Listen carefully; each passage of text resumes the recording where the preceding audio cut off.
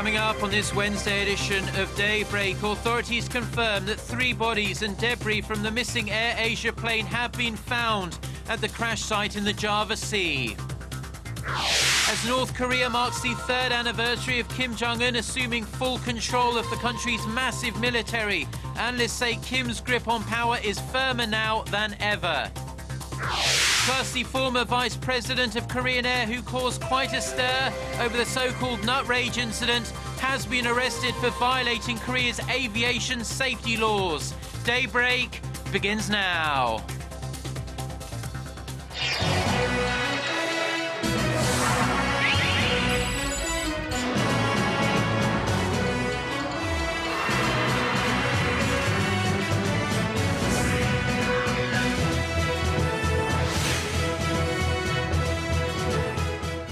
Hello and thanks for joining us. To our viewers around the world, it's 6 a.m. on Wednesday, December 31st here in Seoul. I'm Mark Broome and you're tuned in to Daybreak. Our top story this morning, Indonesian officials have found debris and bodies from the missing AirAsia flight in the Java Sea near Borneo. There is now scant hope of finding any survivors among the 162 people who were on the plane when it disappeared on Sunday. Indonesia's search and rescue chief confirmed on Tuesday that 3 bodies, 2 women and 1 man were recovered. There had earlier been reports suggesting 40 bodies had been found, but these turned out to be false. AirAsia also confirmed that debris discovered came from the missing jetliner. A plane door, oxygen tanks and 1 body had been taken away for tests. Now, distraught family members broke down in tears as pictures of floating bodies and objects were broadcast live at a crisis centre in the Indonesian city of Surabaya. Some 30 ships and 20 aircraft from Indonesia, Australia, Malaysia, Singapore, Korea and the US have been deployed in the international hunt. The search resumes from first light again today. Now, could an insider be behind the recent hacking of Sony pictures? US cybersecurity firm Norse Corporation says at least 1 former employee could have helped hackers launch the attack. Norse says an investigation into the attack shows Sony shows that a group of at least 6 people, including 1 Sony veteran with the necessary technical background, helped to carry out the attack. The findings cast serious doubt over North Korea's alleged involvement. The FBI pointed the finger at Pyongyang for the breach, while the US government vowed to take a proportional response against North Korea. A representative from Norse, however, did note that it is possible the FBI could have evidence the North was responsible, but has chosen not to share it with the public.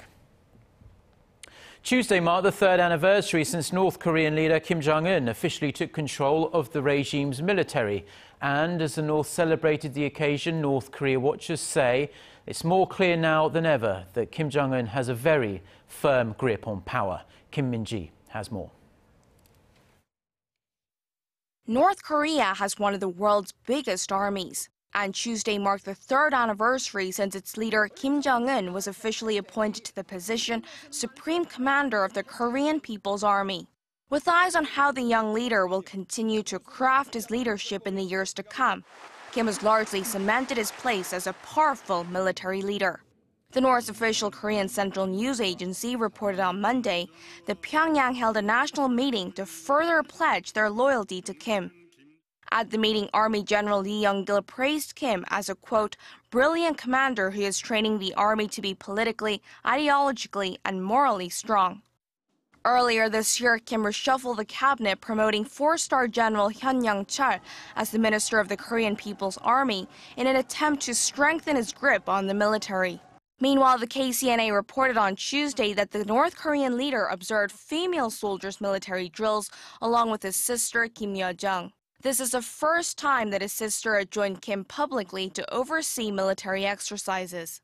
Analysts say that this might signal that she is rising in the ranks in support of her brother's reign. Kim Min-ji, Arirang News. Now, following South Korea's proposal for talks with North Korea, some experts say the potential meeting next month could serve as a turning point for improved inter-Korean ties. Others believe the offer is nothing new and nothing much will come of it. Our Hwang Sang-hee spoke to an expert to find out where he stands on this issue. Will South Korea's surprise proposal for talks give fresh momentum to inter-Korean ties? Professor David Kang at the University of Southern California sees it as a routine exchange of dialogue offers. My sense is that both South and North Korea are looking for ways that they can improve ties without having to give up too much. And that's the problem, is that both sides are willing to make proposals. But I don't actually see a whole lot of new ideas on the table at this point. He says as much as the two Koreas may want better ties, neither is willing to risk too much. That's why Pyongyang could consider Seoul's idea of more cultural exchanges in time for next year, which marks the 70th year the peninsula has been divided. I think there's a lot more possibility for joint cultural events, the Asian Games, a soccer match, events like that. Those are relatively apolitical. And they're relatively easy to do, and they don't involve major policy changes. Professor Kang sees South Korean Unification Minister Ryu Gil-jae's offer as a carefully calculated move ahead of Kim Jong-un's New Year's Day speech, in which he is expected to express his willingness to improve inter-Korean ties. I think the Minister Yu, has been searching for a way that he could try and actually move policy on North Korea forward. So I think that in this way, this is not too ambitious, but I think it's a very careful attempt by Minister Yu. And to that extent, I guess that North Korea would take it seriously. As I said before, I'm not sure that they will actually accept it. Nonetheless, the expert does not expect Pyongyang to enter a cycle of provocation anytime soon, saying there's nothing particular on the horizon that will bother the regime that much. Hwang Sang-hee, Arirang News. Now, the former vice president of Korean Air has been arrested for violating Korea's aviation safety laws and impeding crew in their duties during what has since been dubbed the nut rage incident. Jo Hyun-ah did not respond to reporters' questions while on her way to a detention facility late Tuesday, only saying that she was sorry. On December 5th, the 40-year-old heiress to the nation's flagship carrier ordered the Seoul-bound plane she was on to turn back on the runway in New York after nuts were not served to her according to first-class protocol. Prosecutors haven't pressed criminal charges against Jo yet, but Korean law allows the authorities to arrest a suspect if the court is worried the person could flee or destroy evidence. A separate arrest warrant for a current Korean Air executive was also granted. The executive with the family name Yo is suspected of pressuring employees to conceal the incident.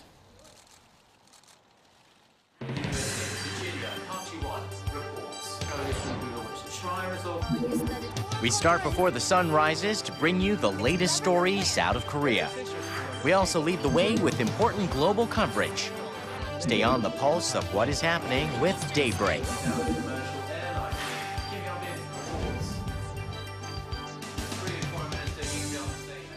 Now, the world's most valuable technology startup now resides in China. Xiaomi, the Chinese smartphone maker, has raised a whopping $1.1 billion from investors, putting its total valuation now at $45 billion. Our Lee Ji-yoon tells us more.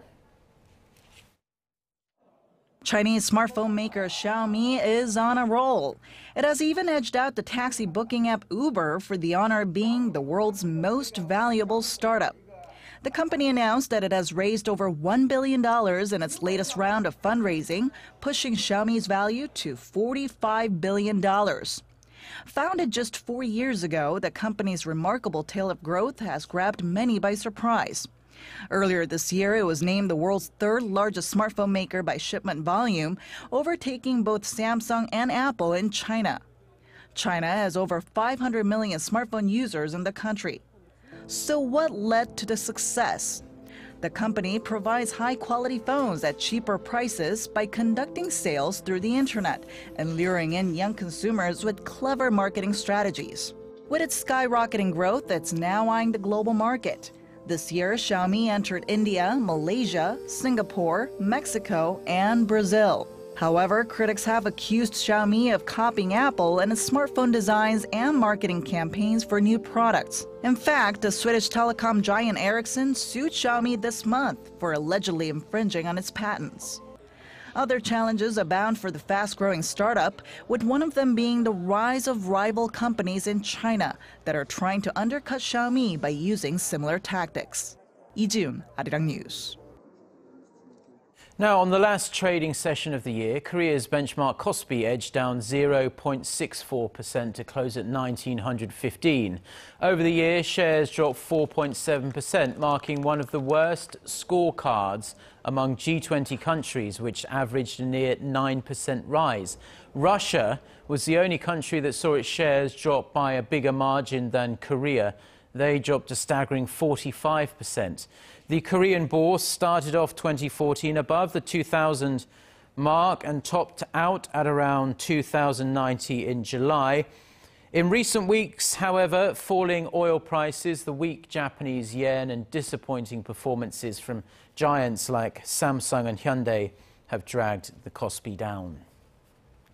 Korean builders clinched $66 billion in overseas construction projects this year, the second highest total in the country's history.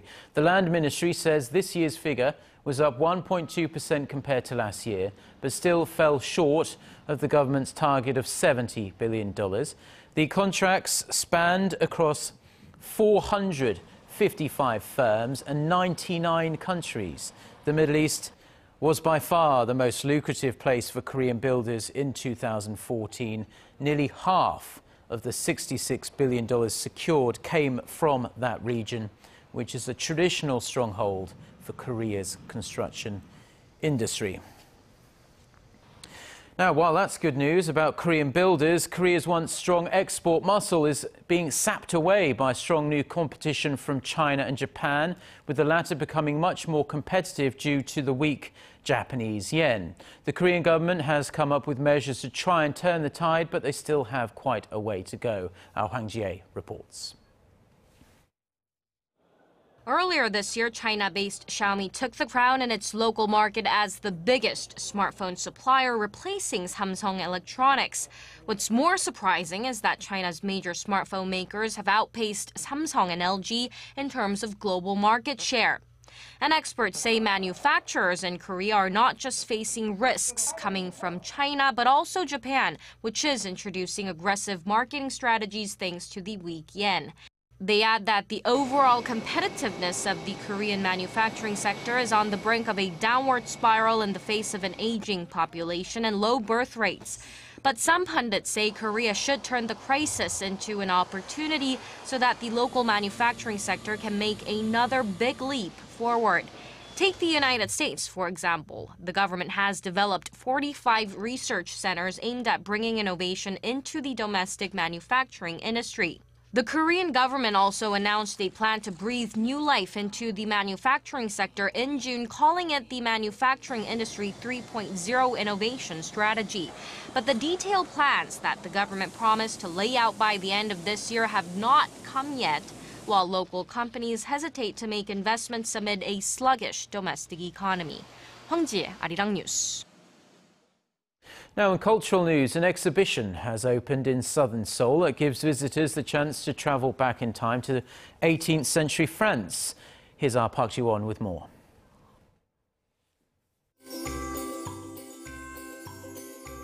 Want to time travel to 18th century Paris? Since that's not a realistic option, this exhibition is the next best thing. It's like a personal invitation sent by an aristocrat of the time to visit their beautiful residence.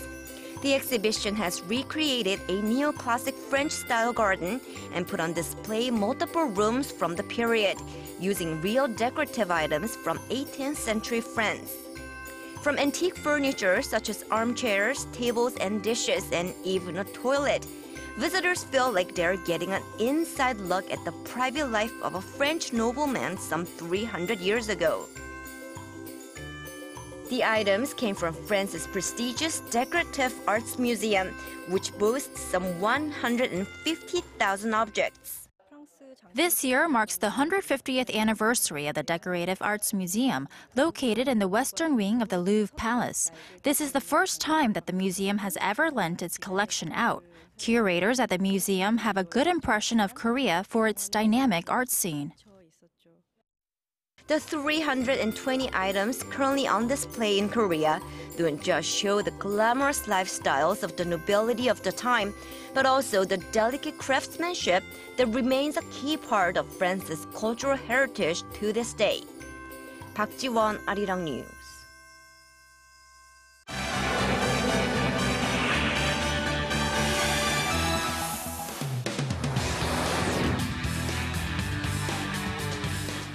Time now for a look through some of the other global headlines we're following on this Wednesday morning here in Seoul. For that, we turn to our son Jongun standing by at the news center. Good morning, Jongun. Good morning, Mark. 2 seamen were killed during the salvage of a ferry that caught fire in the Adriatic coast 2 days ago. Authorities say the men were killed during salvage operation when a cable connecting their tugboat to the hulk of the Norman Atlantic snapped and hit them. Also, it has been reported that one more body was recovered on the same day, bringing the death toll to 11. Meanwhile, confusion still lingers on the discrepancy of the ship's manifest and the actual number of passengers. Investigators found the original list had about 48 additional names, raising fears that many more could be missing. It was also unclear how many people, including illegal immigrants, may have boarded without being recorded. Italy and Greece have opened separate investigations into what caused the fire, which broke out on a lower deck. Authorities in Scotland say another patient is being tested for the Ebola virus after the country reported its first known case of the disease in the current outbreak. The patient, a female health worker who has recently returned from West Africa, was taken by ambulance staff after complaining of feeling unwell. However, the case was being treated as low probability as the woman is not thought to have come into contact with anyone who had contracted Ebola. This comes a day after a healthcare worker identified as Pauline Kaferki was diagnosed with the virus after returning to Scotland from Sierra Leone. The patient, who arrived in Glasgow on Sunday, was placed in an isolation unit after becoming feverish. The Somali government says a U.S. airstrike killed the intelligence chief of the Somali terror group Al-Shabaab. The National Intelligence and Security Agency said Tuesday that Abdi Shakur Talil was killed along with 2 other Al-Shabaab militants. It said the strike took place on Monday when the leader was traveling between Shako and the village of Jawari, destroying the vehicle he was traveling in. Al-Shabaab is an ultra-conservative Islamic militant group that aims to overthrow the Somali government. Over in Russia's most prominent opposition figures, Alexei Navalny was arrested on Tuesday along with some 100 demonstrators after breaking house arrest to join a rally in Moscow. Thousands of protesters took to the streets to protest the sentencing of Alexei and his brother by a court earlier in the day. The court gave Alexei a suspended prison sentence for fraud, while his brother Oleg was jailed for 3.5 years for the same offense. After the sentencing, Alexei called for his supporters to gather in protest, claiming the legal cases against him and his brother were motivated by his opposition to President Putin. Police later detained Alexei and took him home, where he has been under house arrest since February.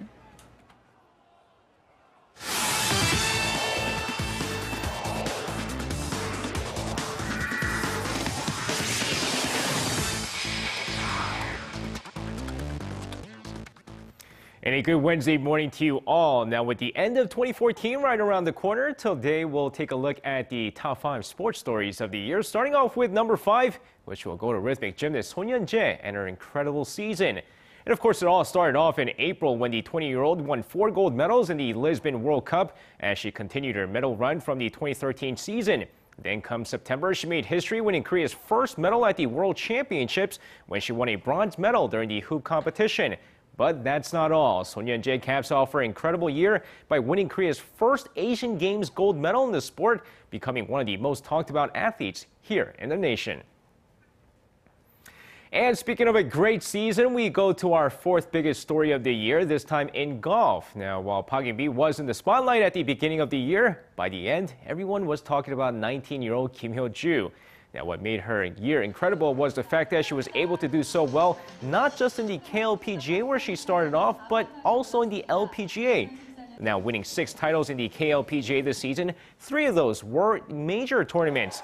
But during the LPGA Arirang Championship, she took home the trophy at that event as well, giving her a total of 4 major titles in 2014. Now, for many sports fans in the nation, the 2002 Korea-Japan World Cup is still fresh in their minds, and one of the players that made a huge splash was, of course, Park Ji-sung. And in 2014, Captain Park retired from football. Of course, number 3 on our list is the retirement of Park Ji-sung, who decided to hang up his boots after his lingering injury prevented him from playing at 100%. And his years in the European stage were remembered as Manchester United and PSV Eindhoven honored him in a special ceremony. He might not be playing football, but as Manchester United's ambassador, he's doing everything he can for the sport, even after retirement. And at number 2 on our list, the biggest sporting event in the world took place earlier this year when the World Cup came to Brazil. And while Germany enjoyed a nice victory, the Korean national football team, well, not so much. Despite high expectations for the Taeguk Warriors, the team will go winless in the group stage, drawing against Russia, then losing to Algeria and Belgium, ending their World Cup hopes. And what followed after that made the headlines throughout the year, as well as the departure of manager Hong Myung-bo led to the big search for the next head coach.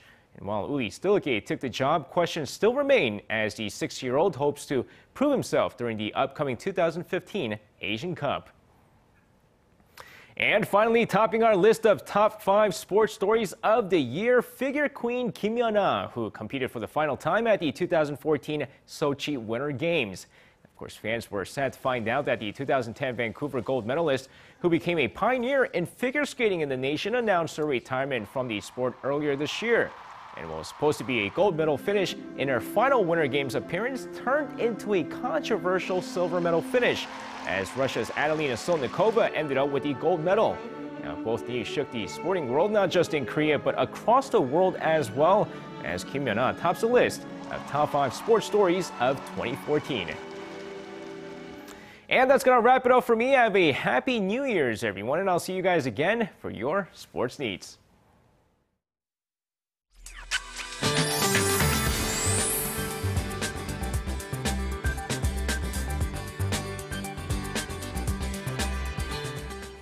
Good morning, everyone. I'm Michelle Park here with the latest weather forecast.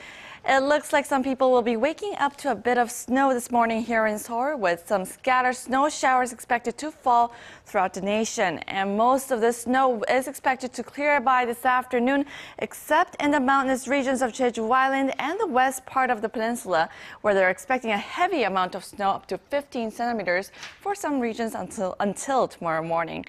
And besides that, we have colder morning temperatures today in comparison to yesterday, and you can expect drops in our daytime highs as well, ranging between 2 to 12 degrees Celsius as a result of the cold wind system moving in from the north. And for those of you who will be out tonight for the countdown, make sure to bundle up because the temperatures are expected to drop down even more as we head into the evening, when some cold waves are expected to sweep across the nation. And now to our readings for today. So it will be at 2 this afternoon. Meanwhile, the southern cities such as Gwangju and Busan is higher at 5 and 9 degrees.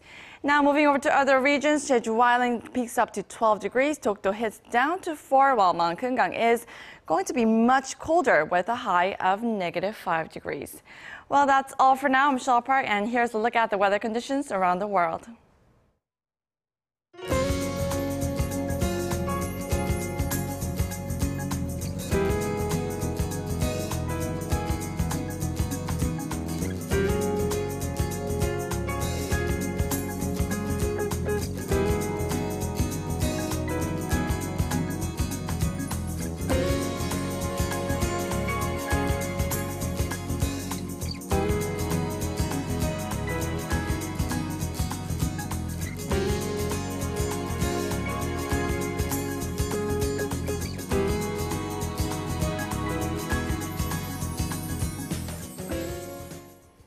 Well, that's going to do it for now. Korea Today is coming up at the top of the hour. Enjoy your last day of 2014 and have a very happy new year. Goodbye.